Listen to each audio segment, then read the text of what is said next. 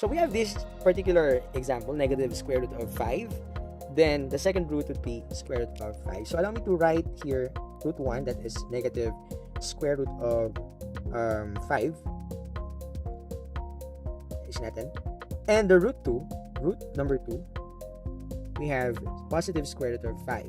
Okay? So, again, we will use the form. Kung natatandaan niyo yung form kanina, we have x squared.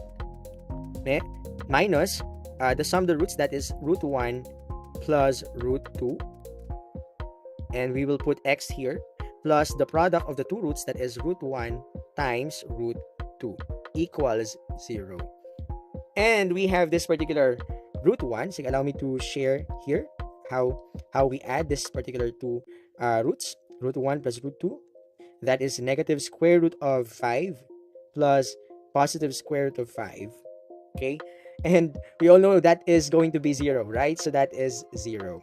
Okay? So, that is going to be 0. Dito natin lagay.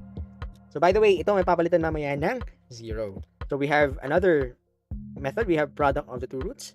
The product of these two roots would be equal to negative square root of 5 times square root of 5. Okay? So, there is a method na ginagamit dito na if you multiply this one, okay, of course, negative times positive is negative. Okay? So, here, ang ginagawa kasi dito, since parehas naman sila ng index, no? Parehas sila ng radical symbol, nilalagay ko lang muna yan sa loob ng bahay. So, gumagawa ko dito ng bahay, radical sign, and then, ginagawa ko dito sa dalawang radicand natin na 5, i-multiply lang natin yan. So, we have 5 times 5, or 5 times 5. Kumbaga, pinagsasama lang natin yan sa loob ng bahay kasi nasa loob naman sila ng bahay, tama? So, ngayon, nasa loob na sila ng bahay, ang gagawin natin is, we will simplify them. So, we have negative square root of 5 times 5, that is 25. 25. Okay?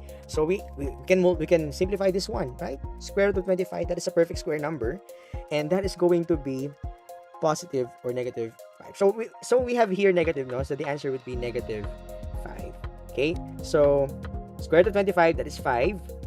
We have negative here, so I put negative here. So, the answer would be the product of the two roots is negative 5. There you go. So, we can create our new equation. Our final equation would be like this. Okay, of course, we have x squared. Ito yun. Minus the sum of the roots. Allow me to change my color. We have 0. Of course, we will change. We have x squared here minus 0x plus this one, negative 5. Or we can change it as negative 5 kasi yung product natin is negative 5 equals 0. Okay?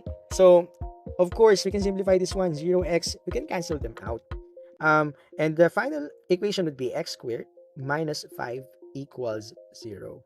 Okay? And this is gonna be your final answer or your final form if you manage to find the quadratic equation of a given two roots. Okay? So, this is gonna be the final form. So, in this case, I will try your skills if you could manage to change this particular pair of roots to a quadratic equation. So, feel free to pause this video. And if you want to go back to the previous process, no? This is the first process, and this is the second process. The same process that we did here, but different pair of roots. Okay? You can manage to go back in that particular example. Okay? So, now, let's proceed to the example number 3.